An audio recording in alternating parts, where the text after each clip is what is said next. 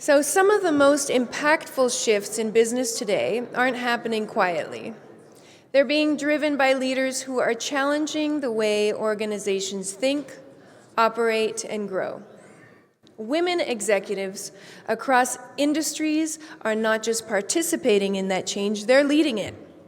They're influencing culture, unlocking new ways of thinking, and driving innovation when it matters most.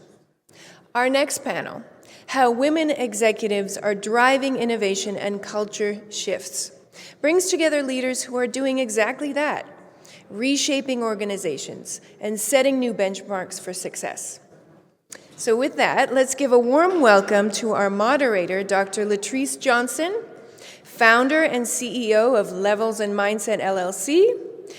And you can come on up as I introduce you. And panelist Shenika Batchelor, CEO and co-founder of Amarna Assisted Living. Amelia Zephyr, CEO and founder of Creative Foundations LLC. Welcome. Anita Davidson, CEO of Creative BioTherapeutics. Come on up. And Lisa Canning, CEO of Lisa's Clarinet Shop, to the stage. Take it away, Lee. Well, we're glad to be here, and we are excited to share who we are and engage in conversation with you. I'm going to start off, we're all going to introduce ourselves, and I'll kick it off. I'm Dr. La-Trice Johnson, founder and CEO of Levels and Mindset, where I support school leaders in going from reactive to responsive leadership. And I do this through coaching, consulting, as well as professional development. And I am virtual, but I'm also based out of Southern California, but mostly virtual. And so I'm going to pass it on to our next panel member here. Hi, my name is Shenika Batchelor. I am the CEO and co-founder of Amarna Assisted Living. We are the first luxury assisted living in Egypt. So I am originally have my company based out of the U.S. I've been doing assisted living for about 15, 16 years up in Wisconsin, and now we're expanding globally to the Middle East, North Africa area. So I'm excited about that. Hi, my name's Amelia Zephyr. I'm the CEO, Program Director of an early intervention agency called Creative Foundations. We work with families of infants and toddlers who may have special needs, and we try to regenerate and make the field vibrant and help our families the best way we can. Excellent. Hi, I'm Anita Davidson. I am CEO of Creative BioTherapeutics. My technical training is I've got a doctorate in physical therapy, and that's where I spent about 40 years of my career, and then have transitioned to co-founder to a anti-cancer biotech. So I get the pleasure of working with my husband every day.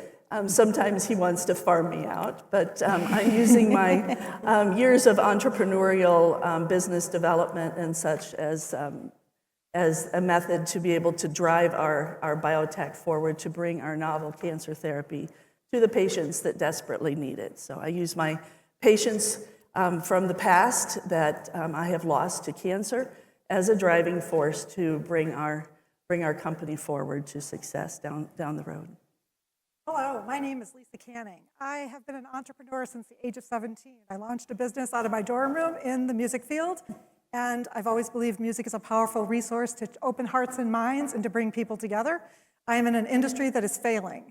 It's been declining for 40 years, so 5 years ago I decided to launch an initiative to change all that because musicians don't have enough skills to be able to support themselves, and yet we have a plethora of opportunities in our world that need more connection, more support, and more empathy and humanity. And so that initiative is called the Working Musicians Academy. So as we move forward, you all, so we as women entrepreneurs have decided that we're sharing, yes, I was introduced as the moderator, but we are sharing in this amazing responsibility to highlight one another. And so we have questions that will be asked of one another, and we will answer, and then we'll have time for Q&A at the end.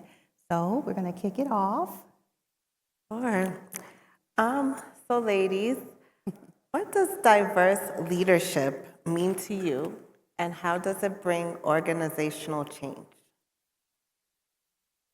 I'll jump in. I think one of the important things is to actually be the example and be open to hiring people that could potentially be better than you are, and then be open to their thoughts and their perspective. And just a little, it's not always a positive perspective. I mean, sometimes there can be really hard conversations. For instance, my private practice in physical therapy years ago was having some challenges from a culture standpoint, and I brought the team together and sat and let them voice and really encourage them to tell me the good, the bad, and the ugly. And one of the staff had been a new hire, and she goes, "I can't believe you just sat there and took all of that negative and all of that all of those comments." And I said, "Well, if I don't take them, how can I lead? How can we change anything?" And so I think that's one of the most important things, is to be the example, to be open to those innovative thoughts, and to support the people that might have some differences of opinion. So. I'll go next. So diversity, I spent first part of my career in the military, in the Navy. So being in the military you're working with everybody from different parts of the world and everything. So diversity is just automatic, whether people recognize it or not. You just learn to deal with people's cultural differences, even though we might have the same mission, and learn to navigate through that. And also with me expanding to another country where mindsets are different, it changes, because now the diversity isn't where people are from, different countries and stuff like that, or how diverse we are in America. Now it's like diversity is a way of thinking and personality. So it's a little different.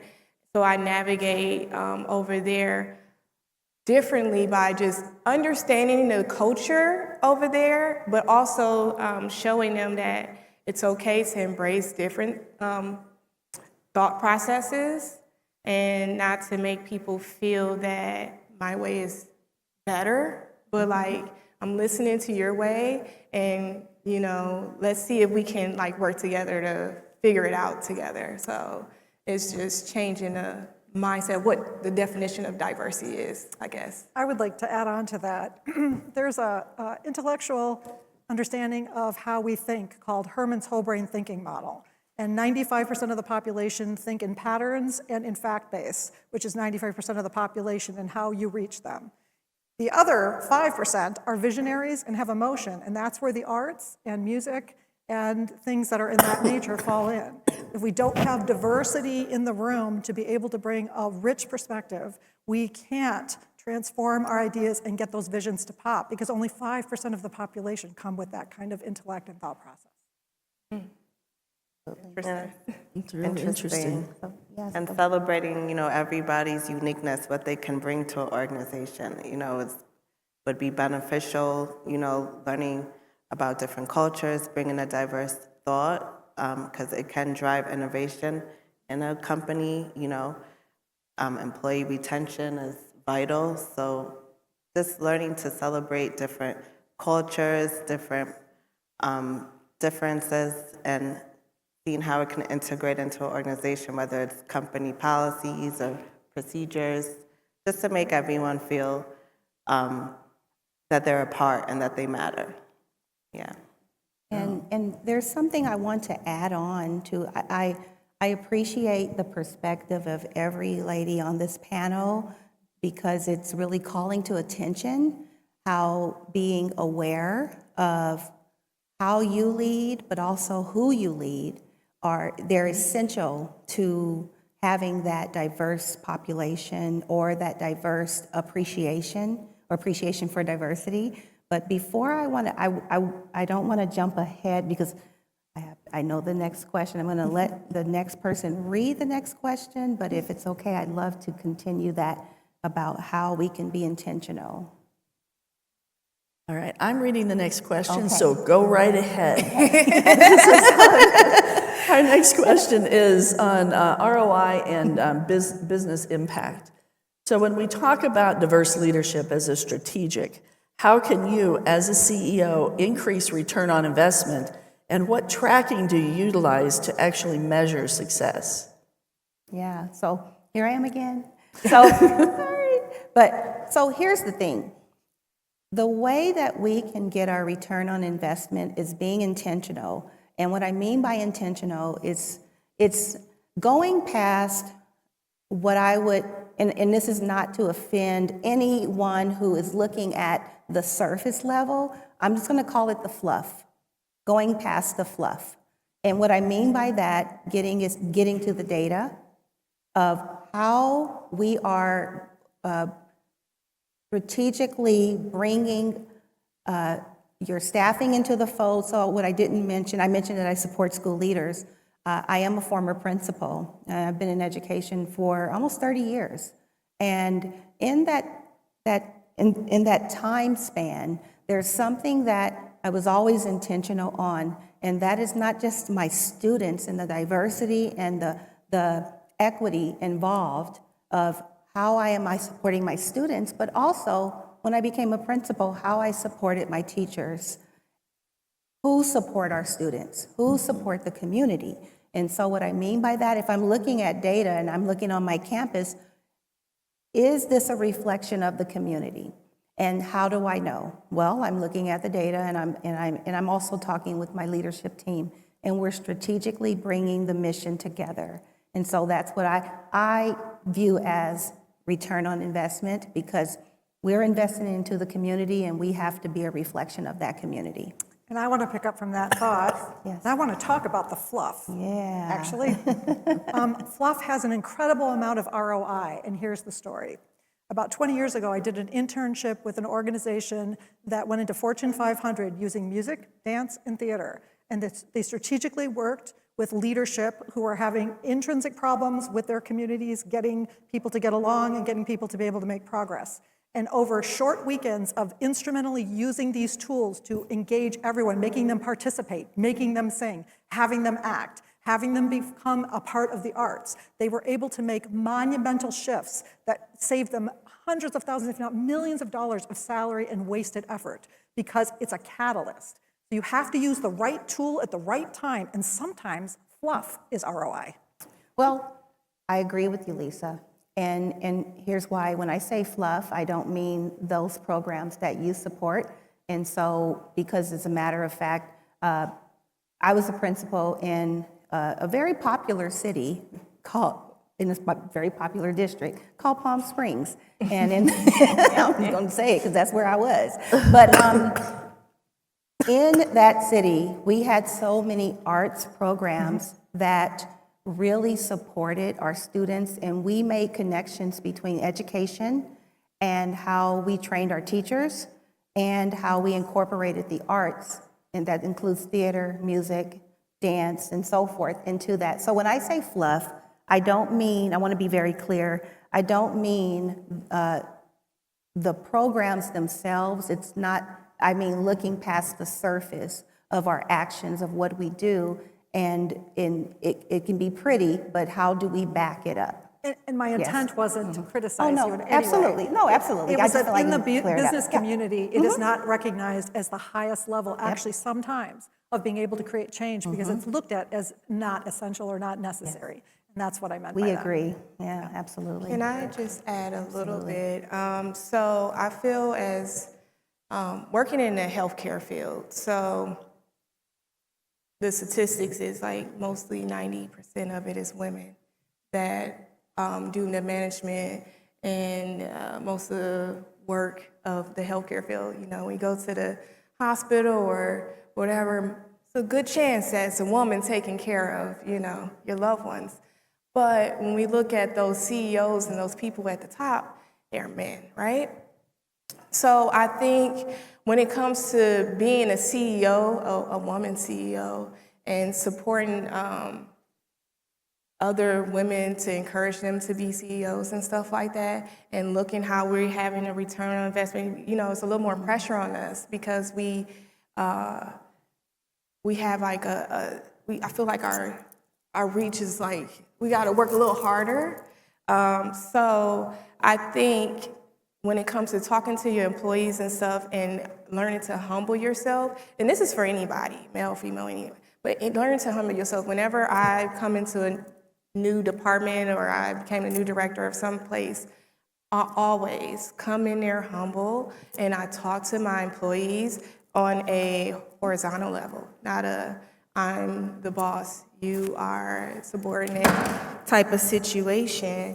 And I say, I'm here, how can I help? How can we improve? What are things that are going wrong? And I feel that when we do those type of things, the company improves. You have a better retention. You have customer satisfaction, because now you fixing the problems with the employees, they're less disgruntled. Now they can focus more on what the the customers or the clients you're serving is needed, because it's less stress in the work level, and it's just a snowball effect. So I think when it comes to the return on investment, you really have to come level and just be humble and just be able to take in, like you said, take in the criticism without any ego. Put the ego down, it's okay. I agree, like, you know, putting the ego to the side is very beneficial, and it helps with, you know, ensuring that the employees that you are working with have a voice and that they feel like they're a part of your team. So I definitely agree. Yes, And to tie both of those pieces, I moved from a female-dominated field in physical therapy to a male-dominated biotech. And so ego has sometimes been a little bit on the rocky side, because I've not only had to learn the whole process of biotech and the players and the process from a regulatory standpoint, but I've also had to learn the science so that I could talk to anyone from a scientific level and to have them be able to understand what our mission and vision is and what we're trying to move forward. So from a female coming into that environment, it may look at times like it's a more difficult situation, but I've also found it very freeing, because I can come in with a whole different perspective. And as we're having conversations with people and leaders and funders and such, I can come in and pull from my patient care history and say, this is why we're doing it. And it's very difficult for someone then to try to get into the male-female dynamic or the hierarchy and the ego, because it brings it right back down to, this is patient-driven, this is customer-driven, this is what the mission actually is. So I actually have a unique viewpoint of both of those professions. Not that it's always easy, but it's incredibly valuable and rewarding as I've been able to move into that area.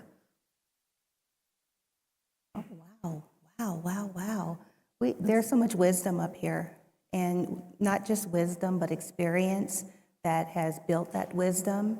And so we're going to continue with our next question as we go deeper into what it means to be a woman entrepreneur, leader.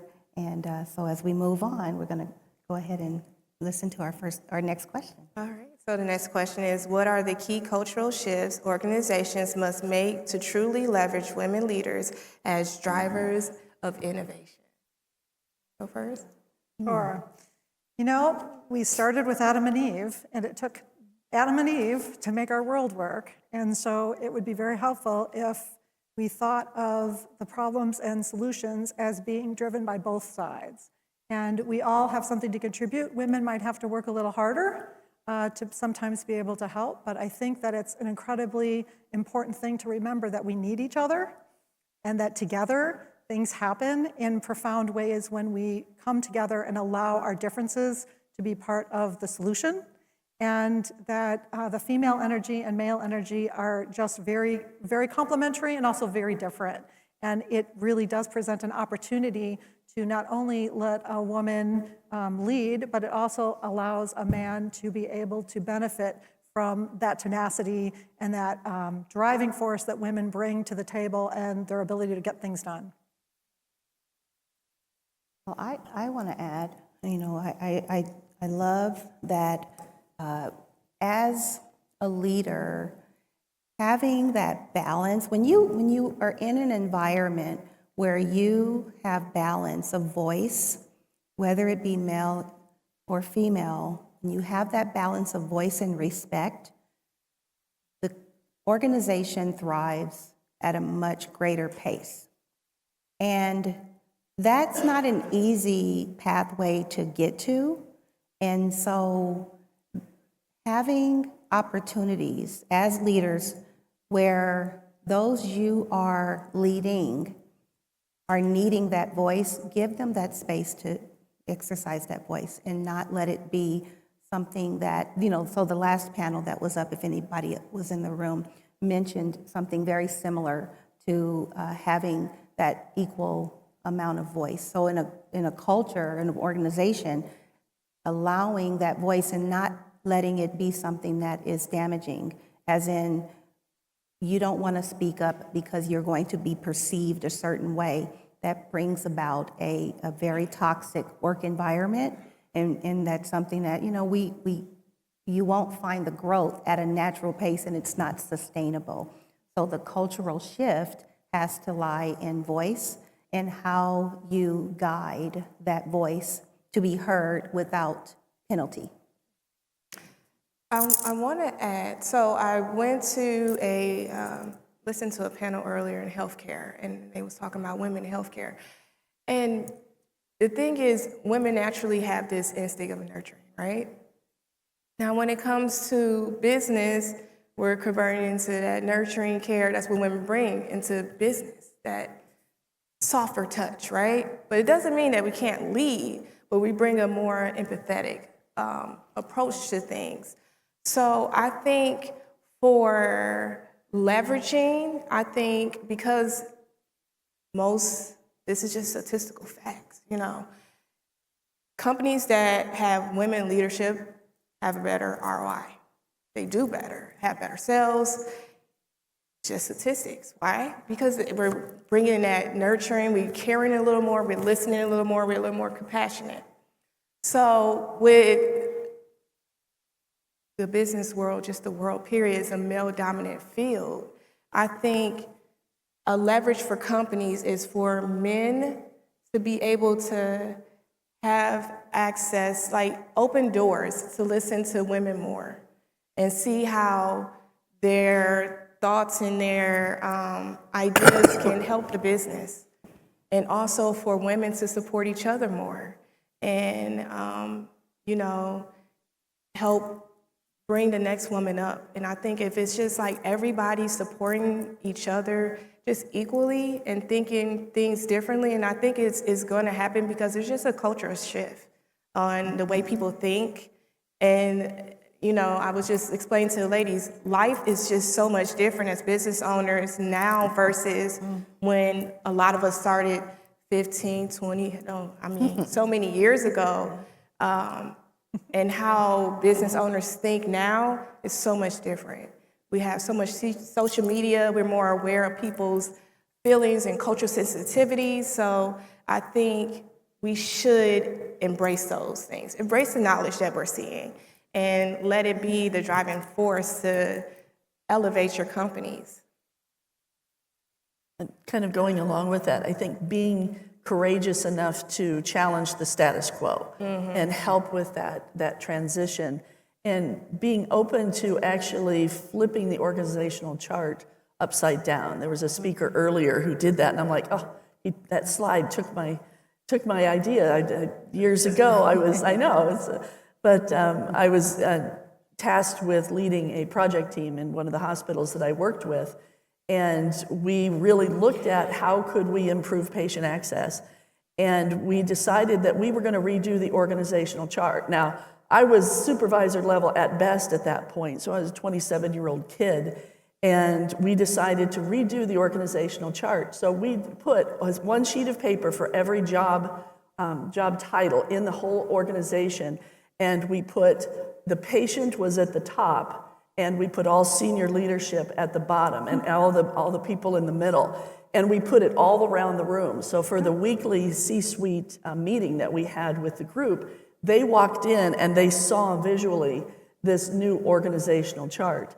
And I was able to visualize with them and discuss with them why this was important, because everything that we should have been focusing on was patient-driven, as opposed to C-suite driven, and then letting everything else fall down. So it's really a bottom-up approach, and I think that's an innovation, an innovative way that women look at things, where we can just bring other people along, and how can we elevate, and how can we broaden the field, and not just be part of a hierarchy, and get rid of those walls. And I think that's something that I know that I've worked really hard with over the years, but I see that happening more and more. And there's also some female energy and some art in that. It's visualization. A total visualization. I can't say that they did it. I wasn't particularly successful, but from that point on, I was invited to sit at the C-suite table quite often, and they listened to what I had to say.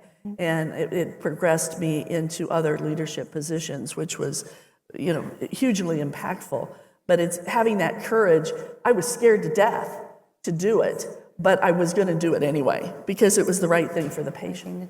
But I just wanted to add quickly, that is something, when somebody, like you said, somebody lets you come into the seat, into the executive office, and that's what took me to become the courage to open my own business, is that one, commander he allowed me to come into the office to talk to people that I didn't have the same rank as them, and to be able to put my ideas out on just such a big project that was just not affecting just our community, but affecting the way the military did things. So it's always taking like just one person to open a door just for someone, even if they're not at the same level, they might have good ideas. So you gotta listen to the people below you, because they can improve your businesses. They can. Oh, wow, that's a good segue, because, something, as, you all are sharing, something that came to me, as a school leader, there was something that was extremely important to me, and that was visibility. And what I mean by that is me coming out of my office, interacting with my staff, my community, but not just as a group, one-on-ones. One-on-ones were essential. And so no matter if whatever industry you are leading in or you've built, this is something as a CEO of my own company, coaching and consulting, this is something I stress at the very beginning of our programs with my clients, is that you have got to meet one-on-one, talk to your people. What are the past practices? What are the expectations? What do you do? What practices are in place that you want to stay in place? What are practices that we can stand to look at and evaluate and make a shift? So when you talk about cultural shift, it goes back to having that voice, giving people that voice, but the more you give them that voice, the more they're going to respect you as the leader, because you're listening to them. Do you do everything they say? Well, no, but at least you're giving them a voice, and it's going to inform your next move as a leader.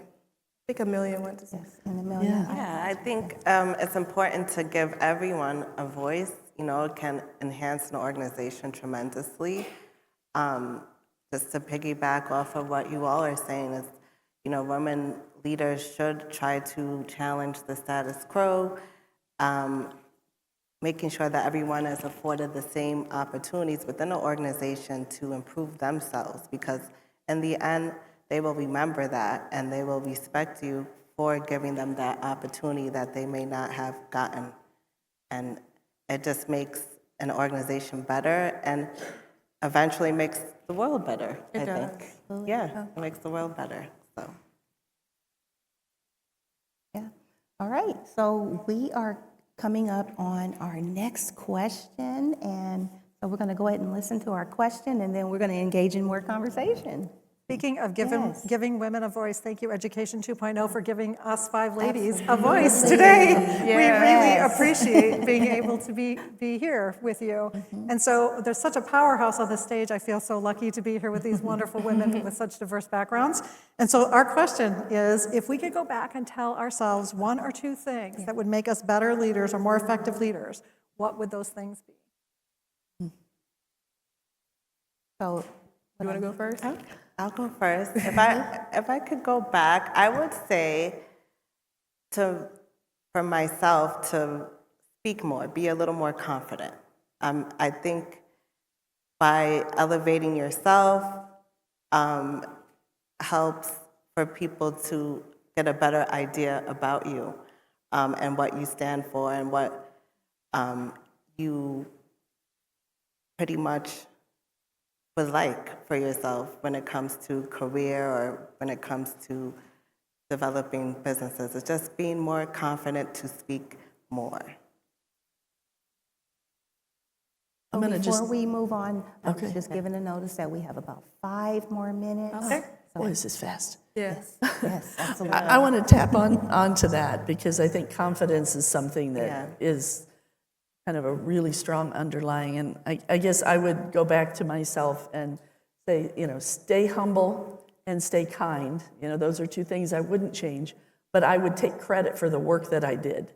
That too often I was so busy working that I wasn't letting senior leadership know what I was doing, or the people that were going to make decisions about my career, or even just taking ownership of what I was doing. It was too easy to pass it off. And I have found that the universe will come back with the same situation over and over until you learn what you're supposed to learn from it.